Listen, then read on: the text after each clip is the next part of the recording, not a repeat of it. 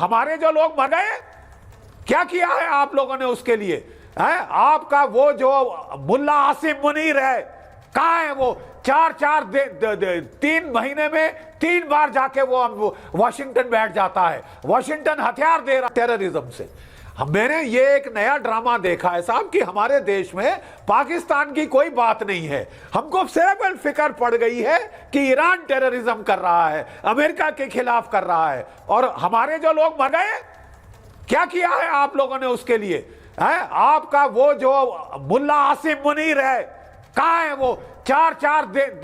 3 महीने में 3 बार जाके वो वॉशिंगटन बैठ जाता है। वॉशिंगटन हथियार दे रहा है, उसको प्रोत्साहन दे रहा है कि मारो भारतीयों को, और वहां आपकी जबान पे लकवा लग जाता है साहब।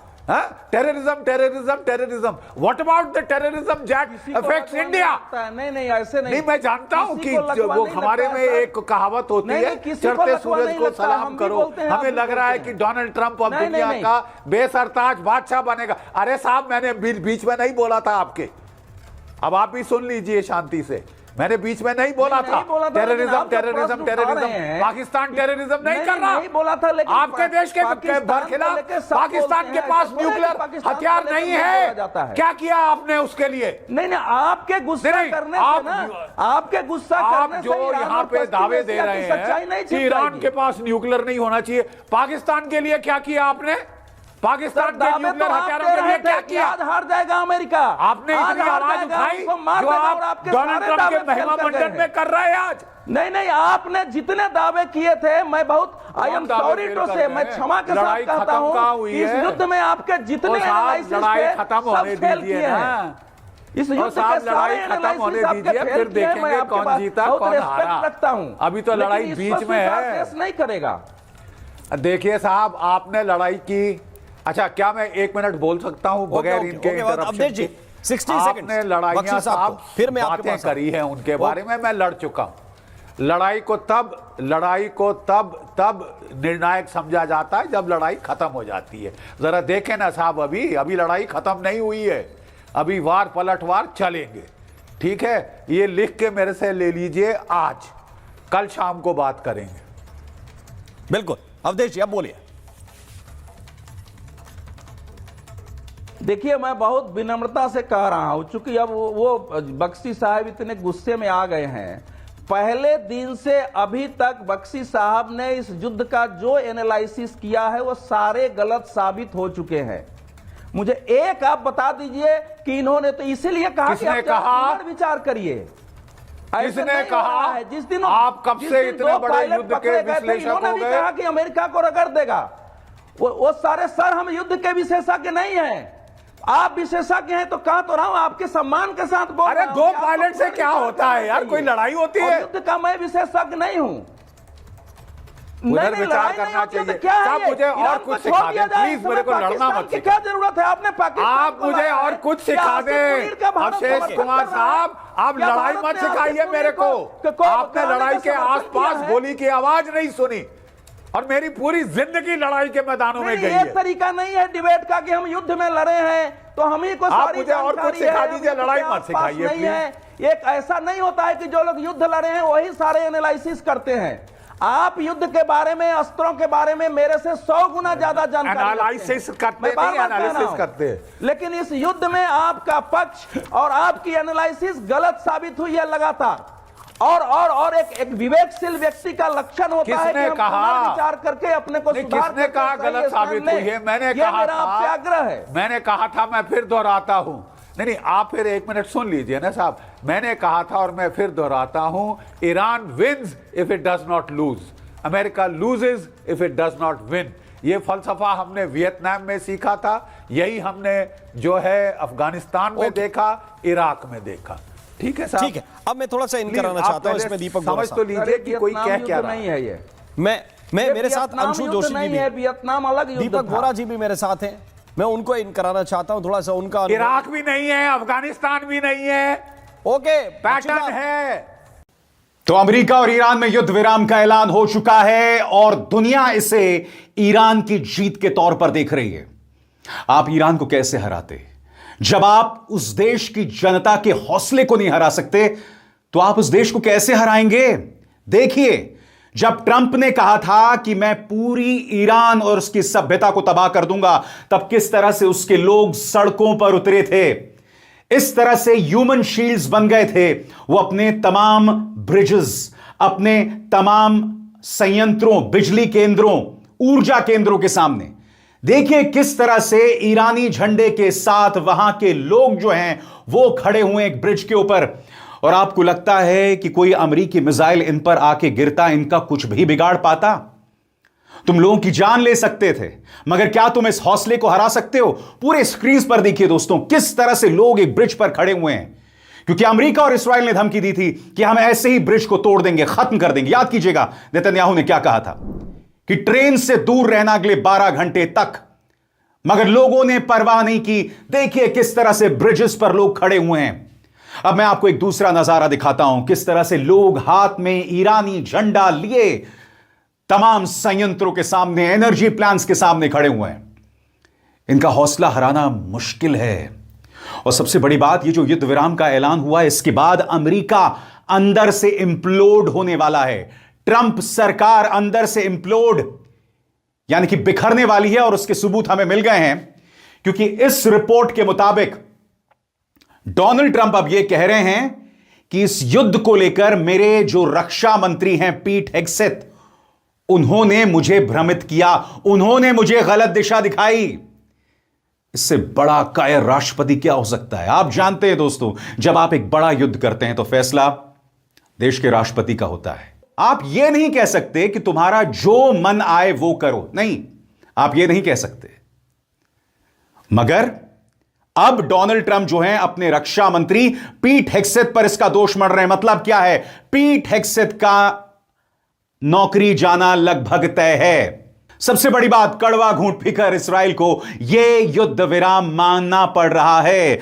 ब्रेकिंग न्यूज आपके स्क्रीन पर।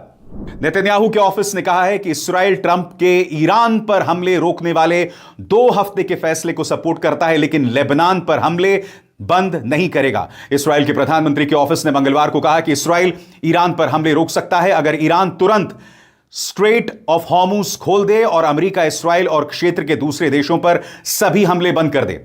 स्टेटमेंट में यह भी साफ कहा गया है कि यह 2 हफ्ते का सीजफायर लेबनान पर लागू नहीं होगा। लेबनान में हिजबुल्लाह ने इस्राएल को नाको चने जबवा दिए हैं, उसके मेरकावा टैंक्स पर हमले कर रहा है। लेबनान में हिजबुल्लाह उसके लिए बहुत बड़ा सिरदर्द बन गया है। सबसे बड़ी बात, बेशक इस्राएल इस युद्ध विराम के लिए तैयार हो गया है, मगर ईरान उस पर विश्वास नहीं कर रहा है। ईरान जानता है इसके बावजूद इस्राएल जो है वो ईरान पर हमले कर सकता है, और उसकी परवाह ईरान को नहीं है, क्योंकि ईरान एक इस्राएल के साथ सीधे मुकाबला कर सकता है। खैर, वो तो अमेरिका और इस्राएल दोनों का मुकाबला कर रहा था, मगर सबसे बड़ी बात, अगर सिर्फ इस्राएल हमला करेगा तो अब ईरान फोकस्ड अंदाज में ऑक्यूपाइड टेरिटरीज, तेल अवीव, हाइफा, इन तमाम जगहों पर हमले कर सकता है। उसे अब खाड़ी देशों यानी जीसीसी की चिंता नहीं है। और सबसे बड़ी बात, अब ये जो युद्ध विराम हो गया है, मुझे उम्मीद है ये 14 दिनों तक सीमित नहीं रहेगा, ये आगे भी बढ़ेगा। मगर जैसे मैंने बताया दोस्तों, इसने दुनिया के इतिहास को बदल दिया है। ईरान को एक बहुत ही ताकतवर देश के तौर पर पेश किया, और अब मैं अपना पूरा एनालिसिस आपके सामने पेश करने वाला हूं, जिनमें कई सवाल होंगे। पहला सवाल, यह अमेरिका के लिए कितना बड़ा झटका है? दूसरा, इस पूरे क्षेत्र में ईरान की स्टैंडिंग किस तरह से बढ़ती है? तीसरा, आने वाले दिनों में इस्राएल जो है वो किस तरह से और ज्यादा अलग थलग पड़ने वाला है, पराया स्टेट बनने वाला है। इन तमाम मुद्दों की चर्चा होगी दोस्तों, मगर मैं आपको बतलाना चाहता हूं, चाहे राहुल गांधी हो या प्रियंका गांधी वाड्रा, वो लगातार ईरान की जनता के हौसले का सलाम कर रहे थे। मैं आपको बतलाना चाहता हूं, प्रियंका गांधी वाड्रा का यह बयान, जब लोगों ने इस तरह से ह्यूमन चेन्स बनाई थी, तब प्रियंका गांधी वाड्रा ने यह बयान जारी किया था आपकी स्क्रीन पर। उन्होंने कहा था, Iranian men and women formed human chains around their country's resources while Western powers spoke in a despicable language, heralding the end of a civilization. The world is watching and understanding as the veil of morality falls from across the face of the West. Hatred, anger, violence and injustice never wins. Courage always wins. यानी कि प्रियंका ये कह रही हैं कि दुनिया ने देखा कि ट्रंप तो पूरी ईरानी सभ्यता को खत्म करना चाहते थे, मगर आम ईरानी सड़क पर खड़ा हुआ था अपने संयंत्रों के सामने। उसे इस बात का खौफ नहीं था, डर नहीं था कि उन पर एक अमेरिकी या इस्राइल मिसाइल आकर गिरेगी। प्रियंका यहां कह रही हैं कि करेज विंस, साहस की जीत होती है। अफसोस की बात यह है दोस्तों कि इस मुद्दे पर प्रधानमंत्री नरेंद्र मोदी हमेशा की तरह खामोश है। उसकी चर्चा हम एक अन्य प्रोग्राम में करेंगे, मगर अब मैं आपको बताने वाला हूं कि इस सीज फायर ने दुनिया में अमेरिका की स्टैंडिंग को पूरी तरह से बर्बाद कर दिया है। सबसे पहले सरल अंदाज में इसके मायने क्या हैं, गौर कीजिएगा मेरे एक एक शब्द पर। ट्रंप ने यह सीज फायर ताकत की स्थिति से नहीं चुना, बल्कि उसे मजबूरी में ऐसा करना पड़ा। आर्थिक तबाही, सैन्य टकराव, कूटनीतिक अलगाव और पाकिस्तान के जरिए मिला एक रास्ता जिसने उसे इज्जत बचाने का मौका दिया। इन सब ने उसे इस फैसले पर ढकेला। दूसरी तरफ ईरान टूटने के बजाय इस पूरी स्थिति से और मजबूत बनकर निकला और उसकी प्रतिरोध वाली कहानी सही साबित हुई। अब आपके जहन में सवाल होगा कि डोनाल्ड ट्रंप ने इस युद्ध विराम को क्यों मान लिया, क्योंकि यह वो शख्स है जो कह रहा था कि मैं ईरानी सभ्यता को बर्बाद कर दूंगा। आपको अंदाजा नहीं है दोस्तों, नवंबर में मिड टर्म इलेक्शंस होने वाले हैं और डोनाल्ड ट्रंप के लिए एक बहुत बुरी खबर नवंबर में भी आएगी। अब मैं आपको बताने वाला हूं क्या थी ट्रंप की मजबूरियां। सबसे पहले straight of Hormuz. Straight of Hormuz का बंद होना सबसे बड़ा कारण था। आईईई ने इसे ग्लोबल ऑयल मार्केट के इतिहास की सबसे बड़ी सप्लाई बाधा बताया। ब्रेंट क्रूड ऑयल $120 प्रति बैरल के ऊपर चला गया और WTI $111 तक पहुंच गया। ट्रंप, जिसने कहा था कि महंगाई कंट्रोल में है, अब मिड टर्म चुनावों से पहले संभावित स्टैगफ्लेशन संकट का सामना कर रहे थे। आर्थिक रूप से उनके अपने ही फैसलों पर हुआ नुकसान था। ईरान ने साफ तौर पर झुकने से मना कर दिया था।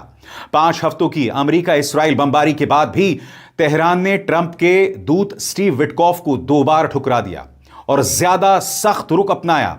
उसने कतर में अमेरिकी बेस पर हमला किया और खुलकर कहा कि युद्ध सिर्फ ईरान की शर्तों पर ही खत्म होगा।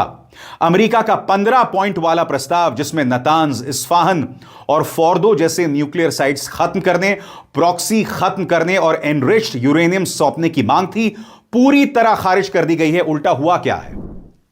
ईरान ने जो अपनी तरफ से 10 शर्तें रखी थी, अब ट्रंप कह रहे हैं कि हम उस पर चर्चा करेंगे। यह भी ईरान की बहुत बड़ी जीत है। आगे कोई सहयोगी देश साथ नहीं आया। ट्रंप को उम्मीद थी कि कई देश युद्धपोत भेजकर स्ट्रेट को जबरदस्ती खुलवाएंगे, लेकिन कोई नहीं आया। सैन्य स्तर पर अमेरिका के पास कोई मजबूत गठबंधन नहीं था। ब्रिटेन, इटली, स्पेन, खैर स्पेन ने तो लाल आंख दिखाई, जापान, कोई नहीं आया। सब ने कह दिया this is your war, this is your business and we are not going to come and help you. आगे छवि को कितना बड़ा नुकसान हुआ। ट्रंप की भाषा इतनी आक्रामक थी कि उसके सहयोगी भी चौंक गए। उन्होंने ईरान के पावर प्लांट और पुलों को नष्ट करने की धमकी दी, जिसे दुनिया भर के कानूनी विशेषज्ञों ने संभावित युद्ध अपराध कहा। जब उनसे पूछा गया कि क्या उसे युद्ध अपराध का डर है, तो उन्होंने कहा बिल्कुल नहीं। उन्होंने यह भी कहा कि आज रात पूरी सभ्यता खत्म हो जाएगी, लेकिन अपनी ही तय सीमा से 90 मिनट पहले पीछे हट गए। इतिहासकार एलेक्स वेलरस्टीन ने कहा, अब दुनिया अमेरिका को एक अस्थिर और खतरनाक देश के रूप में देखने लगी है, ना कि एक भरोसेमंद पार्टनर के रूप में। बीबीसी ने भी कहा कि इस सीजफायर की दिशा ने दुनिया के अमेरिका को देखने के नजरिए को बदल दिया है। बार बार डेडलाइन बढ़ाने, पहले 23 मार्च, फिर 26 मार्च, फिर 7 अप्रैल से ट्रंप की धमकियों की विश्वसनीयता खत्म हो गई है। और इसके बाद दोस्तों ईरान की स्थिति मजबूत हो जाती है, क्योंकि उसने खाड़ी देशों में सऊदी अरब पर हमला किया, यूएई पे हमला किया, बहरीन और कुवैत पर हमला किया। ये वो तमाम देश हैं जो पर्दे के पीछे ही नहीं, सामने अमेरिका की मदद कर रहे थे। इसने कहीं ना कहीं ईरान की स्थिति को मजबूत कर दिया है। कैसे? गौर फरमाएं। तेहरान ने इसे ऐतिहासिक जीत बताया और काफी हद तक यह सही भी लगता है। ईरान की सुप्रीम नेशनल सिक्योरिटी काउंसिल ने कहा कि अमेरिका ने हॉर्मुज पर ईरान के नियंत्रण, यूरेनियम एनरिचमेंट के अधिकार और सभी प्रतिबंध हटाने को मान लिया है। हालांकि अमेरिका इन दावों से पूरी तरह सहमत नहीं है, लेकिन सच्चाई यह है कि ट्रंप युद्ध में 15 मांगों के साथ गए थे और अंत में ईरान के 10 पॉइंट प्लान के आधार पर बातचीत करनी पड़ी। लेकर गए थे 15 पॉइंट के साथ और वापस आए ईरान के 10 पॉइंट के साथ। आगे, ईरान के नए supreme leader Ayatollah Mojtaba Khamenei ने इस डील को मंजूरी दी, जिससे साफ हो गया कि सरकार गिरी नहीं बल्कि बनी हुई है।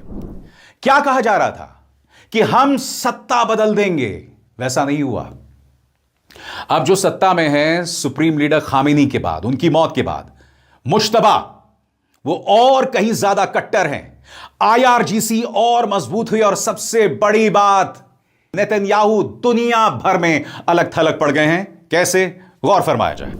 बेंजामिन नेतन्याहू ने 5 अप्रैल को खुद ट्रंप को फोन करके कहा था कि सीज फायर मत मानो, क्योंकि उनका मानना था कि ईरान के न्यूक्लियर और मिसाइल प्रोग्राम को पूरी तरह खत्म करना जरूरी है। लेकिन उनकी बात नहीं मानी गई। सीज फायर पाकिस्तान के जरिए हुआ, जिसमें इस्राइल की कोई भूमिका नहीं थी। इस्राइल को बाद में सिर्फ जानकारी दी गई, जो 28 फरवरी को हुए संयुक्त अमेरिका इस्राइल हमलों के बिल्कुल उलट थी। पहले से ही गजा की वजह से इस्राइल अंतर्राष्ट्रीय स्तर पर आलोचना झेल रहा था।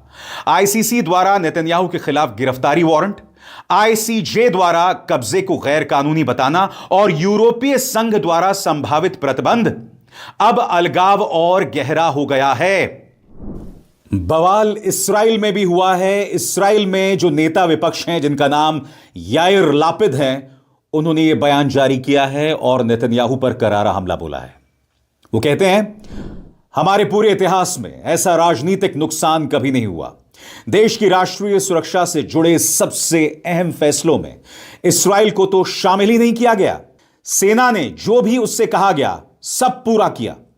जनता ने भी जबरदस्त हिम्मत और मजबूती दिखाई। लेकिन बेंजामिन नेतन्याहू राजनीतिक तौर पर फेल रहे, रणनीति में फेल रहे और जो भी लक्ष्य उन्होंने खुद तय किए थे उनमें से एक भी हासिल नहीं कर पाए।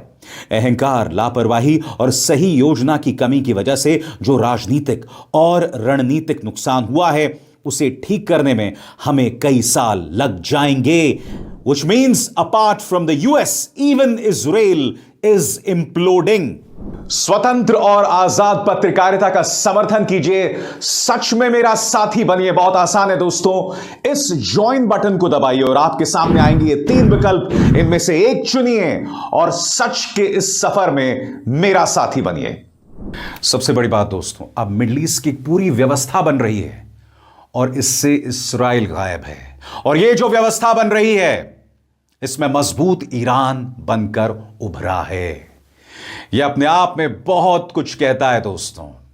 मैंने कहा ना, जब जनता आपके साथ हो, जनता का हौसला आपके साथ। और यह ना भूलें, युद्ध से पहले ईरानी सरकार पर यह आरोप लगाया गया था कि इस ईरानी सरकार ने अपने ही लोगों को मारा और फिर वही लोग ऊर्जा संयंत्रों के बाहर ह्यूमन चेन्स के तौर पर खड़े हो गए।